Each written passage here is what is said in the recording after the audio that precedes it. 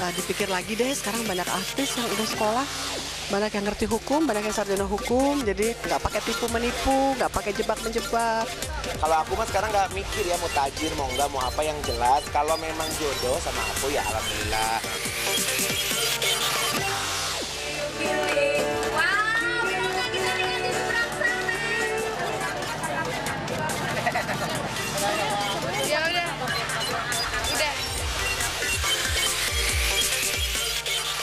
Surya ditanya suka membaca buku. Suka membaca sekali, kacamata yang tebal, sudah dilasik. Harus membaca buku sebab TV tidak pernah ada teks buat kaum tuli. Dari tanggal 24 sampai tanggal 1 aku umroh. Bisa di tanggal sekali kemarin sempat nangis karena saya ingin merasakan final, saya ingin berjuang.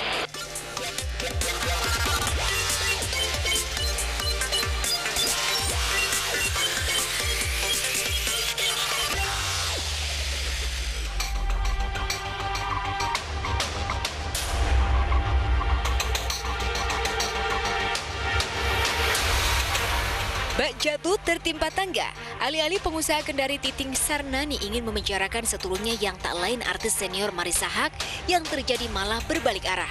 Titing malah dilaporkan balik istri Ikang Fauzi itu terkait kasus pencemaran nama baik dan penipuan.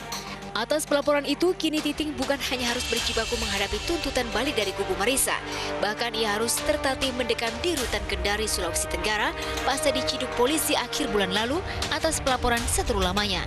Dan kemarin untuk kesekian kalinya bersama pengacaranya, Marissa mendatangi pihak Polda Metro Jaya dengan membawa setumpuk alat bukti dan saksi-saksi yang akan memberatkan status hukum Titing. Hari ini 2 saksi diperiksa dan kemudian tahapan-tahapannya setelah saksi nanti mereka saksi ahli. Dari saksi ahli bahasa dan saksi ahli dari IT. Mudah-mudahan sudah dianggap cukup karena saksi-saksi sudah lengkap. Minimal kan 2 alat bukti ya Mbak, sudah ada keterangan saksi, sudah ada tertulis, yaitu tulisan-tulisan dia di WA yang sudah di print out begitu. Menurut kami sih nggak akan lama lagi ya, mudah-mudahan dianggap cukup dan P21. Perlawanan serius Marissa rupanya tak main-main. Meski mengaku lelah mengikuti proses hukum, wanita yang sempat bertarung di jagat politik Banten ini benar-benar ingin memberi pelajaran untuk Titing agar tak main-main dengan publik figur sekelasnya. Lantas akankah laporan Marissa kian memberatkan status hukum Titing? Kemungkinan besar ya, dengan bukti-bukti yang ada kan dia tersangka di kasus ini gitu. Nah konsekuensinya adalah ketika dia sekarang sudah jadi tersangka dan dia ternyata berperkara di yang sama di tempat lain, kemungkinan besar ketika di pengadilan ada pemberatan hukuman ditambah seperti itu. Harapan saya adalah untuk para pihak yang ingin jahat sama para artis gitu ya, figur publik, IO tertentu yang niatnya memang menjebak artis supaya dapat keuntungan tertentu, karena nggak banyak artis yang mau bertahan seperti saya dengan proses hukum sampai selesai. Nah, dipikir lagi deh, sekarang banyak artis yang udah sekolah, banyak yang ngerti hukum, banyak yang sarjana hukum, jadi sebaiknya cari nafkah yang baik-baik aja, yang halal-halal aja, nggak pakai tipu menipu, nggak pakai jebak menjebak. Ya, kemelut kasus hukum antara istri Ikang Fauzi yang dikenal keras sikapnya dengan Titing Sarnani itu nampaknya akan bergulir alot. Munculnya Titing ke hadapan media sejak berseteru dengan Marissa, diam-diam rupanya dijadikan momentum bagi seteru lamanya untuk melaporkan Titing dengan sejumlah tudingan. Amarah orang-orang yang pernah merasa tersakiti oleh Titing itu seakan meluap kembali hingga mereka berani melaporkan pengusaha asal Kendari itu dengan sejumlah alat bukti yang dilayangkan. Titing pun kini merana di balik jeruji besi. Apa ada kaitannya dengan Marissa Haque ini, Bu? Ada kaitannya dengan Marissa Haque? Ada juga, karena gara-gara dia saya kesini. Gara-gara dia kan, saya bilang dengan dia. Kenapa kau bilangi saya? Jadi saya yang datang. Jadi saya yang datangi polisi. Kayak sekarang kan Titing ditahan oleh jaksa, ya, dimasukkan ke dalam rutan rumah tahanan kelas A2. Jadi emang, ya saya prihatin sih ya, di A2 itu dia akan sama sekelas dengan maling-maling ayam, jamret-jamret pinggir jalan gitu yang biasa-biasa aja. Nasib merana tak dialami Titing sendirian. Meski dengan kasus berbeda, nasib serupa juga tengah dialami mantan guru spiritual Reza Artamevia dan Elmatiana, yakni Gatot Brajamusti. Sejak ditangkap pihak kepolisian Nusa Tenggara Barat Agustus silam atas kasus kepemilikan narkoba, kini sudah hampir 5 bulan ia terbaring jadi pesakitan di balik dinginnya jeruji besi. Kepedihan kian getir tatkala ia harus menerima kenyataan pilu dengan ditahannya sang istri Dewi Aminah di sel berbeda. Dan lusa lalu setelah resmi diserahkan pihak Polda NTB ke Jaksa Penuntut Umum, usai berkasnya dinyatakan lengkap alias P21. Dengan raut muka yang lusuh penuh gurat kegetiran, Gatot berjalan gontai saat dipindahkan dari Mapolda menuju Rutan Kejari Mataram. Gatot udah lupa ya.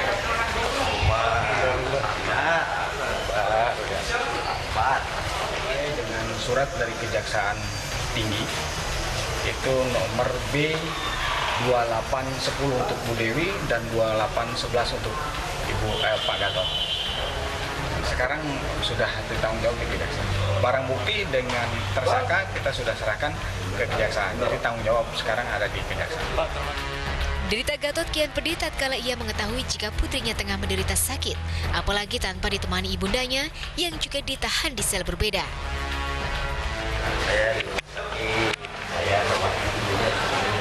Dan siapa sakit, Pak? Cuci. Ada pesan untuk cuci nggak, Pak? Pesan untuk cuci. Biar cepat sembuh. Untuk sementara Gatot kini ditahan di sel tahanan Kejari Mataram sambil menuju proses P21 tahap 2 sebelum dilakukan pelimbahan ke pengadilan untuk menjalani sidang. Kan tahap 2 itu pemeriksaan tersangka dan barang bukti. Kita mencocokkan barang buktinya apa, tersangkanya bagaimana, kemudian sekilas akan kita lihat kronologi awalnya seperti apa. Saat Gatot tengah bergelut dengan waktu untuk keluar dari jerat hukum, kabar mengejutkan datang dari Bareskrim Mabes Polri yang kemarin telah melayangkan panggilan terhadap komedian sekaligus politisi Eko Patrio. Surat panggilan terhadap Eko dilayangkan menyusul pernyataan kontroversialnya di sebuah media online terkait bom Bekasi, Jawa Barat yang dinilainya sebagai pengalihan isu kasus penistaan agama yang menjerat Ahok. Isu-isu yang sengaja untuk pengalihan isu ini kami mohon ini adalah bagian dari klarifikasi kita. Jadi tidak ada niatan untuk pengalihan isu. Isu-isu yang ada beredar di media itu adalah isu yang digulirkan yang tentunya memang didasarkan kepada fakta dari setiap peristiwa yang terjadi, aksi terorisme yang tentunya menjadi perhatian kita sama bersama dan mengancam jiwa, mengganggu ketentraman, keamanan, kedamaian masyarakat yang juga ini adalah bagian dari kejahatan global. Setelah kemarin mangkir dari panggilan, hari ini Eko kabarnya akan mendatangi kantor Bareskrim Mabes Polri untuk menjalani pemeriksaan atas pernyataan kontroversialnya itu. Enggak, gitu. Saya dari kemarin mau datang, cuma ya itu kondisinya. Jadi tidak ada ocehan saya, tweetan saya. Saya cuma punya satu Instagram yang namanya Eko Patrio.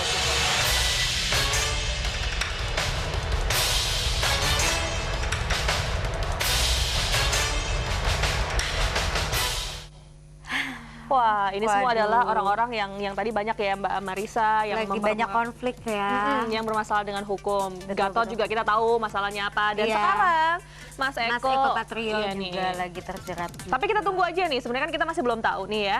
Nanti kayak gimana, kita serahkan aja ke pihak berwajib. Iya. Kita tunggu berita selanjutnya seperti apa nanti. Mudah-mudahan sih baik-baik aja semuanya. Yang penting damai-damai aja lah. Oke. Kalau gitu supaya damai-damai aja kita sapa dulu nih pemirsa di rumah. Iya dong. Hai, sampai jam 5 sore nanti. Saya Asya Syara. Dan saya Ovidian akan mengupdate berita selebriti terkini hanya di Obsesi. Nah, berikut ini nih ada kabar dari Nasar ya. Aku tahu kalau Nasar. Apa tuh? Aku tahu banget, katanya Nasar itu punya pacar baru. Itu dia. Apa dia nggak mau kalah saing kali ya? Ya iyalah. Kan mantan pacarnya udah punya. Mantan istri, Bu. Oh, iya oke. Mantan istrinya udah punya pasangan gitu ya. Gitu ya. Sebagai mantan juga harusnya maunya juga punya pasangan pengen juga. Dong, makanya dia langsung ini udah dipublikasiin kali. Ya udah, gimana kalau kita langsung cari tahu aja siapa pacarnya sih? Siapa sih? Nggak tahu. Yuk kita lihat liputannya.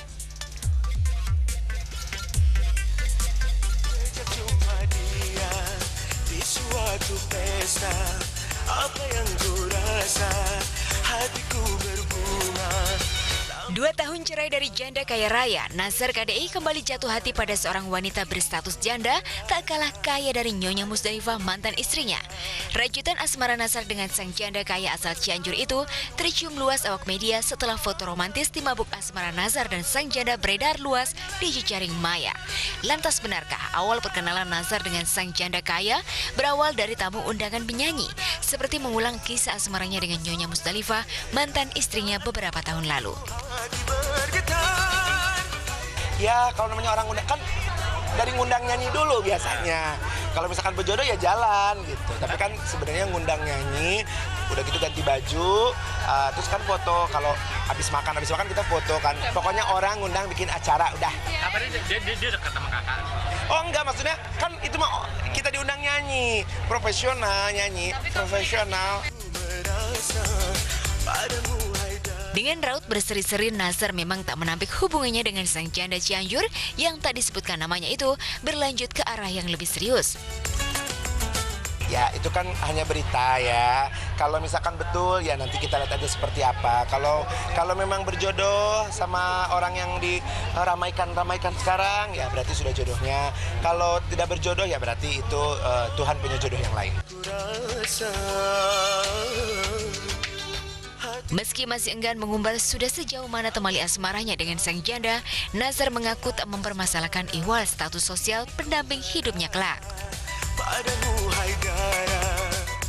Kalau aku mah sekarang nggak mikir ya mau tajir, mau enggak, mau apa, yang jelas kalau memang jodoh sama aku ya alhamdulillah. Kalau misalkan kan tapi aku nggak bisa, harus sama ini, nggak bisa gitu. Mau janda, mau perawan semua sama ciptaan Allah ya. Belum tentu juga kalau yang nggak janda juga bisa rapi, dan belum tentu juga. Pokoknya gini, mau janda, mau perawan, mau apapun semuanya ciptaan Allah dan patut kita hargai dan hormati. Kan dia janda, kakak duda. Bisa kali jadi satu. Janda ketemu duda kali ya. Udah, bye. Kalau keterusan nanti kamu. Kabar Nazar kembali gaya janda tajir sempat menimbulkan spekulasi. Pendangdut berdarah Timur Tengah ini diam-diam tengah bersaing mencari calon pendamping hidup baru dengan Musdalifah yang dikabarkan dalam waktu dekat bakal melepas status janda bersama seorang dai. Enggak, aku tuh sebenarnya nggak mikirin jodoh. Tapi kan kalau ada yang dekat masa kita tolak-tolakin, kan nggak mungkin ya. Aku sekarang lagi senang menikmati, lagi menikmati sendiri aja dulu. Tapi ada keinginan untuk secepatnya mau. Kalau dibilang secepatnya kan nggak itu, makanya nggak mau buru-buru karena takutnya nanti jadi salah langkah lagi kan itu. Ya, Nazar memang masih menyembunyikan bakal kemana palung asmaranya berlabuh. Bahkan sejauh ini Nazar yang biasanya selalu berbagi bahagia, ihwal sang tambatan hati barunya juga masih menyimpan rapat-rapat sosok janda tajir asal Cianjur di depan keluarga besarnya. Meski begitu, Tuti nenek Nazar tak menyoal status pacar baru Nazar yang disebut-sebut seorang janda kaya raya. Setuju sekali, insya Allah, biar jadi dia punya kawan hidup, ada pendamping hidupnya. Malah ini bagus. Ini bukan seorang gadis, bukan apa ya. Nah kita juga kalau mendapatkan orang gadis itu harus waspada. Ya itu semua memang juga jodoh dari tangan Allah. Walaupun kita larang, tapi kalau memang jodohnya mesti ke situ ya ke situ juga. Bagi saya pasrah pada Allah, yang mana yang baik untuk pendamping hidup dia. Mudah-mudahan Allah berikan yang baik. Saya nggak larang. Mesti kamu sama seorang gadis, sama orang kaya, semua ini enggak. Yang mana saja, antara suka sama suka kan perkawinan itu.